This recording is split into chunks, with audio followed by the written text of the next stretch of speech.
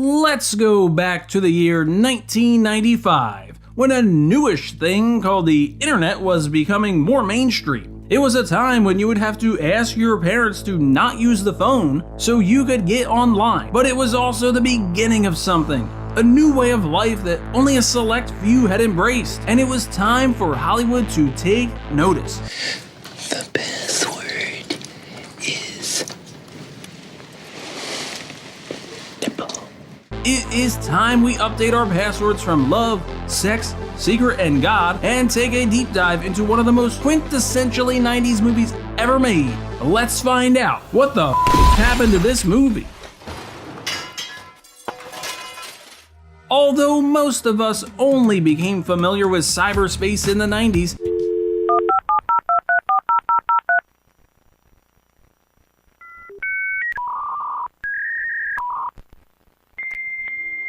it had actually been around since the 1960s, when Steve Crocker sent the first ARPANET, or Advanced Research Projects Agency Network, message from UCLA to Stanford. This was back in 1969. For the next 14 years, access to the ARPANET was limited to only a select few academic and research types who had contracts with the Defense Department. It wouldn't be until January 1st, 1983, when the true rise of the internet began, as that is considered the official birthday of the internet, when a new communication protocol was established, Transfer Control Protocol / Internetwork Protocol, which would allow different computers on different networks to talk to each other. With this new age of digital communication among us, it wouldn't be long before people found a way to exploit the universal connectivity. But it wasn't old men sitting in smoke-filled dungeness basements. It would be kids barely able to shave their faces that would embrace this new technology. For many of them, it was seen as an escape from the real world, when the threat of an attack on the US was a real worry. Schools would practice duck and cover drills to prepare for a potential attack from Russia, so hacking was a way to block out the noise. In 1984, Eric Corley, better known as Emmanuel Goldstein, in a not-so-veiled reference to George Orwell's 1984, launched the magazine 2600, The Hacker Quarterly. By 1986, the year the government officially made hacking an illegal activity, fans of the magazine would begin having in-person get-togethers in the atrium of the Citibank building in New York. These meetings had humble beginnings of only a few people for the first few years, but by the early 90s, people would fly in from all around the world to attend. Two people who would attend during this time were Mark Abeen, who went by the handle Fiber Optic, and a man named Raphael Moreau, who wasn't a hacker but an aspiring screenwriter who wanted to write a script about hackers. It would seem logical that this group of underground hackers would want to keep their lifestyles private, but it was actually quite the opposite. Moreau,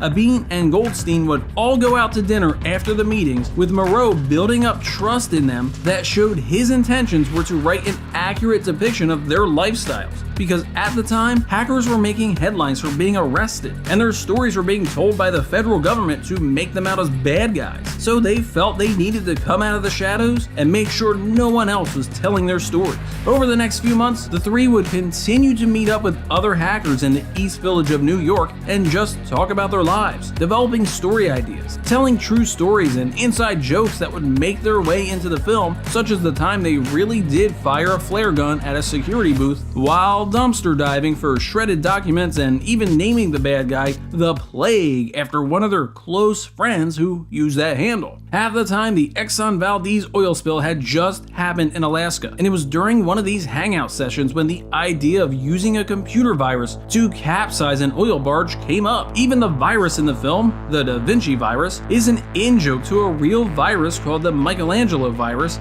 that famed antivirus and criminal John McAfee had become famous for, as he spoke to numerous media outlets blaming hackers for the virus that was a time bomb virus, rumored to take out the entire computing world's hard drives. Ultimately, that never happened, and many believe that McAfee made up the entire thing as a way to boost sales in his antivirus software. When Moreau finished his script, he let all of his hacker buddies read it. They loved it and found it extremely authentic. But now it was time to find a way to get the script into the hands of someone who could actually make it. Across town, a man named Jeff Kleeman was an executive with Paramount at the time. He decided one night to grab a drink at the hotel bar. The bartender was a young lady named Kristen, and the two struck up a strictly platonic conversation when they talked about their relationships and other topics. When Kleeman was about to leave, Kristen said to him that he and her husband would probably get along really well and they should grab lunch. Kleeman says this isn't the type of thing he would normally do, but since he was so used to the West Coast world where all everyone did was talk Hollywood, What was I talking about? he was actually looking forward to meeting some normal people. So he accepted the invite, and over the course of the next few years, the three of them became close buddies. It would be at one Thanksgiving dinner when Kristen's husband, Raphael Moreau, would tell Kleeman about how he had been putting together a spec script about the world of computer hackers, and asked if he would read it, which he did and he loved. By this time, 1992, Kleeman had left Paramount and was working for Francis Ford Coppola's company, American Zoetrope. Kleeman would bring the script to Coppola, who also loved it. Kleeman would pull some strings then and get Moreau an agent with William Morris, who would call him a few days later and tell him they got a competing offer from another major producer, and unless they had a better offer, they were going to sell the script to that producer, which really annoyed Kleeman as he had pulled all the strings to get Moreau an agent. Kleeman decided that he didn't like the way the agent was playing her cards and told her that if that's how they want to play it, after he brought them the client, then just go with the other producer. Ow! Oh! Ow! Have you ever seen such cruelty? Oh! The other producer was a man named Michael Pazer, who had produced films like Desperately Seeking Susan, Ruthless People, and more. He saw the film as a modern-day version of The Conversation, telling a story about how people will lose their identity to the emergence of the internet age. But as things go in Hollywood, the film would languish in peril for a few years, until Jeff Kleeman was asked to come back on the project, telling them the only way he would actually come back was if the William Morris agent that screwed him over in the past was not a part of it. Raphael Moreau would get a new agent, and Kleeman, who was now an exec at MGM/United Artists, would bring the script to the head of the company, John Calley, who loved it. Pazer would remain on the film as a producer, but would ultimately depart just prior to filming as the decision was made by Kleeman and Calley to bring in a producer who was more tech savvy and familiar with special effects. While the script was being secured by United Artists, the Sundance Film Festival was about to go on. United would get a sneak preview of one of that year's big entries, a film about the early days of the Beatles titled Backbeat, directed by an up-and-coming filmmaker named Ian Softley. Kleeman says that while watching Backbeat, he got that same feeling he got when he first read the script for Hackers. It spoke to a counterculture generation. Whereas Backbeat was about music and the past, Hackers was about tech and the future. So Kleeman called up and made a great offer for a filmmaker with no big studio experience. They offered him a pay-or-play deal, essentially saying that if Softley said yes, they made the film without question, and Softley said yes, which was kind of a big get, as Backbeat had been gaining great momentum at the festival, and Softley was receiving a number of screenplays to choose from for his next project. Softley later said he chose Hackers because he liked the fairy tale-like storytelling mixed with this new world feel of the internet age. But even more intriguing was the fact that it was a Go picture that already had the support of the head of the studio. With the behind-the-camera pieces all set, it was time to cast the film. They would set up offices in New York, LA, and London, with Softley focused on finding a lead actor that you were completely captivated by. Enter Johnny Lee Miller, who had never starred in a feature film before, but had earned a solid reputation on the London stages and on BBC television. Softley says that in the audition, they knew instantly that Miller was their Dade Murphy, aka Crash Override. Finding a female lead was a bit tougher. They would fly Miller to New York to read with several actresses, including future big names like Hilary Swank, Heather Graham, Liv Tyler, Katherine Heigl, and more. Heigl reportedly was offered the role but declined due to her commitments to Under Siege 2: Dark Territory. But then they saw Miller read with an actress who had just come off the direct-to-video title Cyborg 2. Her name was Angelina Jolie. And Softley says that the instant he saw the pair read together, the chemistry was palpable, which makes sense as the pair fell in love while making the film and would be married shortly after wrap. But that real-life romance almost never happened. John Calley was hesitant to cast two unknowns as the leads of a big Hollywood film. Sometimes you need a big name to get people in the seats, something they would go up against when the film opened. Jeff Kleeman fought hard for the casting, saying sometimes you need to lose the marquee star to cast the right people. Calley, being a good boss, trusted the people he hired and let him and Softly cast the film as they saw fit. Softly says he was eternally grateful to Kleeman and Calley for backing him, and says that obviously history has proved that casting was the right choice. The rest of the ragtag group of hackers would be filled with people actually brought in to read for Dale Murphy, like Matthew Lillard and Jesse Bradford. Renoli Santiago would be cast after having 2 auditions to play Robin in Batman Forever. And while there, the casting director pulled out the script for Hackers, thinking it looked cool because the cover sheet had computer code on it. So she gave him the script to read, and after switching casting directors for the film, would ultimately get the call for the street-smart Ramon Sanchez. They would fill out the other side of the coin, the bad guys, with more seasoned performers, such as future Academy Award winner Fisher Stevens as head of security Eugene Belfort, who Stevens later said was originally meant to be played by Quentin Tarantino. There was also Academy Award nominee Lorraine Bracco as his accomplice, while the rest of the cast would be filled out with a batch of familiar faces, such as Felicity Huffman, Wendell Pierce, Penn Jillette, and Latin pop star Mark Anthony. To prepare for their roles, the actors would spend weeks together becoming friends and learning to rollerblade, while also attending the same hacker meetings in the Citibank building that writer Raphael Moreau attended when crafting the script. There, they would meet a lot of the real-life hackers that would become consultants on the film. I want to get online. I need a computer! Including a young Nicholas Jarecki, who once hacked Penn & Teller's website at the age of 12. After hacking Superfan and future Hackers cast member, Penn Jillette set up a contest to see who could hack the site the fastest. Jarecki would go on to be a respected filmmaker in his own right, but credits Hackers with inspiring him to become a filmmaker. One hacking consultant who couldn't make it to the film was Mark Abeen, aka Fiber Optic, one of the people responsible for helping the script be as good as it was, because in 1994, when he was just 22, he was serving a 1-year prison sentence for computer-related crimes that would ultimately have Time magazine dub him the first underground hero of the information age, the Robin Hood of cyberspace. Filming would take place in Tribeca, Battery Park, and the East Village neighborhoods of Manhattan in November 1994, before going to London to finish. Hacking consultant Emmanuel Goldstein says that he sometimes felt bad for Angelina Jolie because she seemed to be really hard on herself during filming, making sure to get every detail perfect. The script would also sometimes change on the fly, as sometimes the dialogue just didn't ring true with consultant Dave Bugwall, saying it just sounded like techno babble.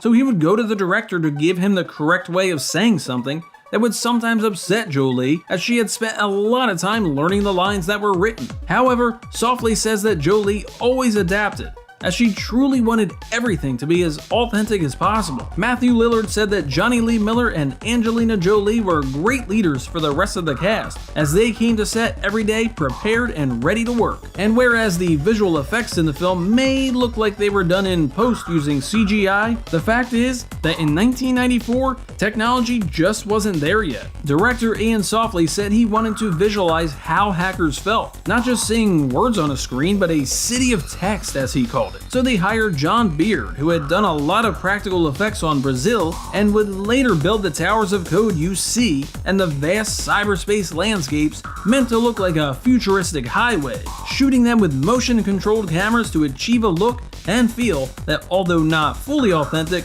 sure looked awesome on camera. Once the film had completed filming, it was time to put it together and find the perfect sound to match with the futuristic look.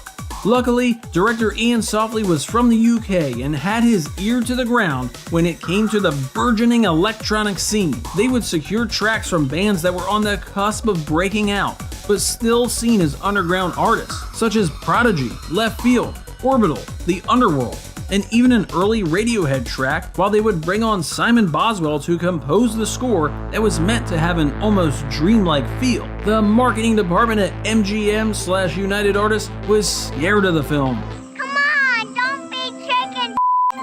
not knowing how to show the audience what the movie was. At the time, there weren't that many films about hacking culture, and the ones that were released showed the hackers to be bad guys. After setting up a website that not surprisingly was hacked, they actually suggested to the studio that they hold back the release of the film in order for the other films about computers and technology that were scheduled to be released that same year, Johnny Mnemonic, Virtuosity, and The Net, to release first and set the tone for the marketing. Lehman says that waiting for those films to release was a mistake, because by the time Hackers hit theaters, it already felt stale, like they were following a trend and not starting one. Released on September 15, 1995, Hackers would open with a horrible $3.2 million, finishing in 4th place, behind the second weekend of To Wong Fu, the opening weekend of Spike Lee's Clockers, and the 6th weekend of Dangerous Minds, which coincidentally also featured Renoli Santiago. Luckily, it wouldn't have the bragging rights to the worst new release of the week,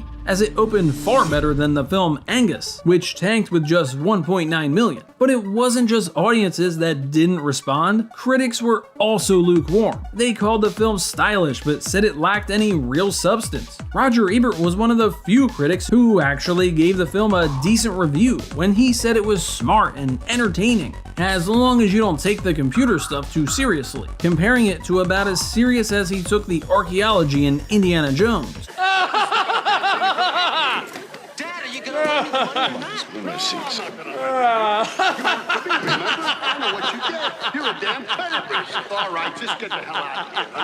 The film would only play in theaters for 2 weeks before being yanked, accumulating just $7.5 million off a reported $20 million budget. It would seem Kleeman was right, as Hackers pulled in less than Johnny Mnemonic with $19 million, Virtuosity with $24, and The Net with $49.5. Of course, all of those films did have big name talent attached, but sometimes the box office numbers don't tell the whole story. Sometimes a film can be released and no one seems to notice or care, and then something happens. That film finds new life. One person sees it and tells a friend to see it, who tells another friend, and on and on. In the case of Hackers, it may have lost the box office battle against those other films, but it has won the war. Trashing! Trashing! Hide the planet! Hide the planet! Shut up and get in the car! Hide the planet! We don't think Virtuosity had screenings across the globe for its 20th anniversary, did we? The Net, meanwhile, is more remembered for its run-of-the-mill plotline and over-serious tone, while Johnny Mnemonic is... Alright, Johnny Mnemonic is still pretty damn awesome. Hit me. Director Ian Softly says that they knew while making the movie that they were making a film for the future, as if they knew that contemporary audiences weren't quite ready, which makes sense when you consider that in 1995, only about 14% of homes in America had access to the internet. Oh, that's that little mark with the A and then the ring around it? At? See, that's what I said. Katie said she thought it was about. Yeah. Oh. But I'd never heard it. Around I'd never heard it said. I'd always seen the mark, but never heard it said. And then it sounded stupid when I said it. Violence at NBC. Ultimately, what has helped this movie stand the test of time is the fact that despite some of the visuals that didn't exactly ring true, real-life hackers say it is the most authentic film about hacking ever made, which is kind of evident now that we know the amount of research and time the writers put into the script. Hackers say they love the fact that the main characters are all likable, that it depicted who they were better than any other film about hacking. The consultants on the film even love the negative comments about the movie, the ones that say the characters were all fake and not like real people. They say it always gives them a good laugh, because the characters were essentially 100% based on them and how they were in the early 90s. The film has continued to have fan screenings over the years, including a 20th anniversary screening in 2015 that saw director Ian Softly and star Johnny Lee Miller show up to do a Q&A, where Softly said he felt the reason the film did so poorly was because it played to the teenage population, the ones who were embracing new tech, and not the ones who were writing the reviews. And as those teenagers grew up, so did the popularity of hackers. When asked why the film resonates so much with today's internet culture, people say that the film didn't take itself too seriously, and more importantly, the culture of hacking, that they could forgive the more dramatic flourishes the director took. The camaraderie of the group was reminiscent of how hackers of the time, and in the years since, actually are. They're not malicious, they're playful in a way. And of course, they still love shouting the film's catchphrases, such as "hack the planet." But one scene most hackers point to as being the quintessential scene in the movie is when Dade gets the sprinklers to go off in the school. It may seem like an unimportant scene, but for many, it perfectly showcased how the virtual world can have physical, real-world impact. For as much as people say the film got wrong and how outdated it feels, it actually was quite prescient in predicting future technology. But perhaps the biggest predictor of all, hacking may seem like an underground activity, but in reality, the heads of security for nearly every major company in the world are run by former hackers who know about all the vulnerabilities of a company's online security. Even our own government uses hackers to secure our cyber world. So much so that ex-head of the FBI, James Comey, once joked that they hire so many hackers to fight cyber criminals that they need to relax the rule against smoking marijuana to expand their applicant field. Our world has been affected so much by the rise of the internet, but it is safe to say that without a film like Hackers, we're not so sure we live in the same world. Not only did it touch on a future that was just right around the corner, it inspired many of the world's next great thinkers and innovators. And that's anybody from those developing life-changing apps to the creators of such zeitgeist entertainment as The Matrix, The Girl with the Dragon Tattoo, and Mr. Robot. The film Hackers isn't just a cult hit with a tremendous soundtrack, it was the voice of a new generation. And although it didn't garner the respect it deserved at the time, it has gone on to be one of the most important films ever made. And that is what the happened to Hackers.